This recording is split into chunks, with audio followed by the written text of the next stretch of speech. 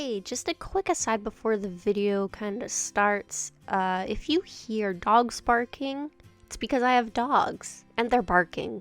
I don't know what they're barking at, and I'm running out of time to record. So if you hear them, I didn't edit them out because I don't have time. So, that being said, let's get on to the video.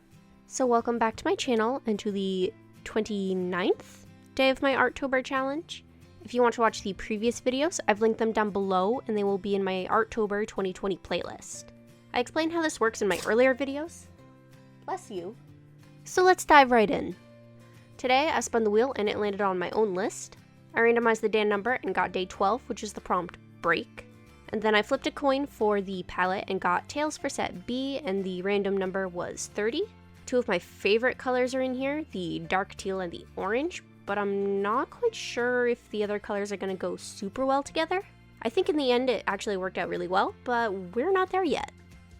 I went through several different ideas and just started drawing, hoping that, something would kind of work out. I thought about a break as in like someone just taking a break, maybe sleeping at their desk, and I started that sketch off screen, but it was like wildly off and bad, and I felt that was kind of a bad foot to start on. I don't know if that's a saying, but it is now. So I tried the profile view that I've been working on, also a bad choice. So then I did a scrunched up full body sort of thing with the face hidden, and I really thought I was going somewhere with this. I was breaking the person's shape up into pieces and only drawing the person within those pieces, and I started making the shapes, but then it started looking really weird, so I took a step back and turned the page to try something else. The tried and true 3/4 view. I was even using a design I had been working on for a couple days, and I was really excited for it to work.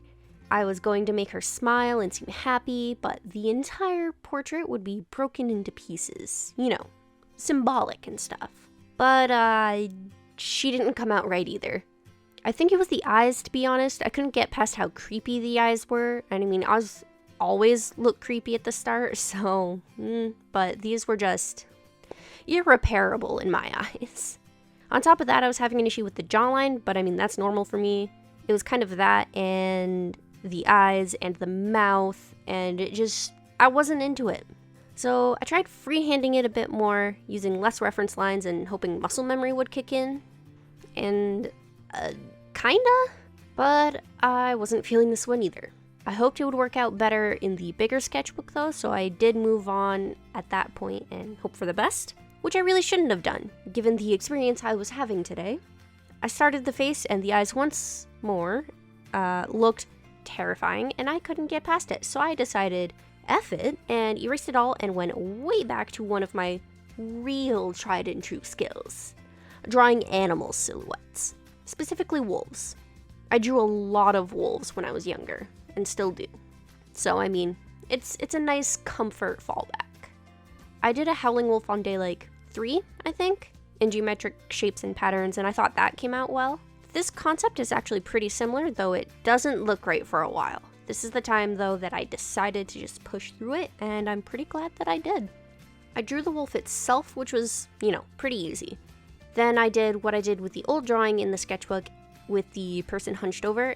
I kept second-guessing myself during this part because the shapes were kind of weird and my hand kept wanting to draw the same shapes over and over again. But I knew that it wouldn't look right, so I just tried to be as random as possible with it. I thought about keeping the lines of the wolf within the shapes, like I did with the other one. But then I had the idea of cutting off the shapes to the sides of the wolf and confining them to the shape of the wolf. And I think that was by far the better option. The other way, I think, would have ended up looking like a really badly cut jigsaw puzzle. So yeah, I erased all the extra lines and then set to work inking everything.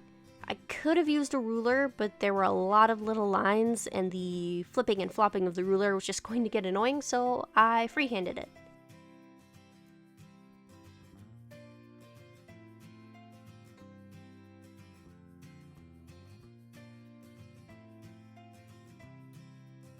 When it came to adding color, I was feeling far calmer than I was at the beginning, and I sort of zoned out while working on it. I mean, I do with all my art, but especially zoned out with this one. Not a bad thing. I did one color at a time and then went through the palette in a very methodical way, trying to space out the colors like as evenly as I could. I purposely picked markers that I knew worked well so that I wouldn't get frustrated again.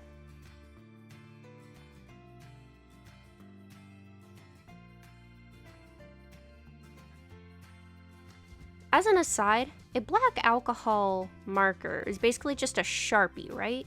Because that's what it like felt like and smelled like. I mean, all the Artist markers kind of just smell like alcohol. But at the same time, like, Sharpies seem to have that weird sort of oil slick color to their edges, and they dry like not entirely black. Do you know what I mean? I wonder what the difference is. Anyway, that's it for day 29 of my Artober challenge. I actually really like how this color scheme fit together, and I had fun with it.